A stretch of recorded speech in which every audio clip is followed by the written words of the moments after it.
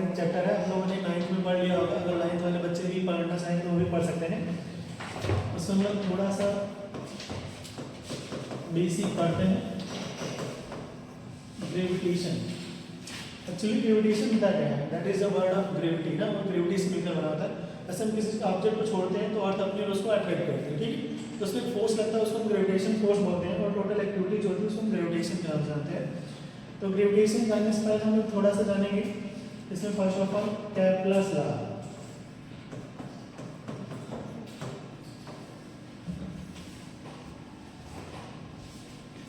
ये जितने भी प्लैनेट्स हैं, ठीक है, वो अगर सन के अराउंड ऑफ रिवॉल्व करते हैं तो उनकी मोशंस कैसी होती है, या फिर उनका एरिया कैसा होता है और कितना टाइम टेक कर रहे हैं ना, ये सब के बारे में केप्लर्स ने फर्स्ट ऑफ ऑल कुछ लॉ एक्सप्लेन किया हुआ, जिसके बारे में जानते हैं। फर्स्ट है लॉ ऑफ ऑर्बिट के नाम से जानते हैं इसको हम लोग।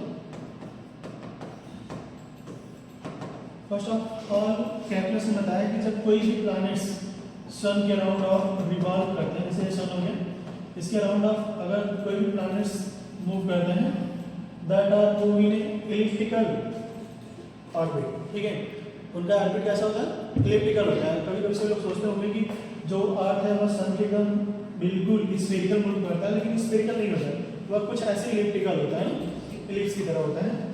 जैसे यहाँ पे कोई मान लेते हैं कि सपोज अर्थ है कि इसके अराउंड ऑफ रिवॉल्व कर रहा है, तो इसमें क्या होता है कि जो इसकी एरिया मतलब ऑर्बिट होती है वो इलिप्टिकल होता है, और सन जो होता है इसके सेंटर में एग्जिस्ट करता है, ठीक है। सेकेंड हम पढ़ते हैं law of area. Law of area बताया गया कि when any planets that are revolve around the sun that is cover same area in same interval of time, same interval of time में सेम एरिया को cover करता है। जैसे हमारे पास सन है सपोज, तो किसी प्लैनेट्स को ए से बी तक जाने है, सपोज ये ए है और ये बी है, ठीक है, कोई प्लैनेट्स अगर रिवॉल्व कर रहा है तो उसको ए से बी तक जाने में उतना ही टाइम और टेक करता है जितना उसको सी से डी तक आने में लगता है।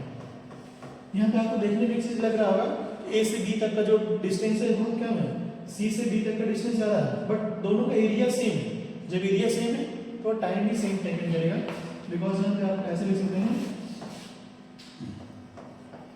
Area of triangle ASB that is equal to area of triangle CSD, ठीक। और थर्ड हमारे पास है लॉ ऑफ टाइम पीरियड, कैसे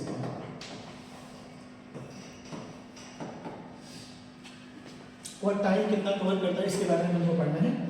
तो इसमें क्या है कि कोई भी planets when revolve around the sun that is the time taken to revolves, that is the square of directly proportional to cube of distance, यानी जो डिस्टेंस को हम मिला, जैसे हमारे पास मान लीजिए अर्थ थी, ये इसके पास रिवॉल्व कर रहा है, तो टाइम में स्क्वायर होता है उसके डिस्टेंस की क्यूब की डायरेक्टली प्रोपोर्शनल होता है।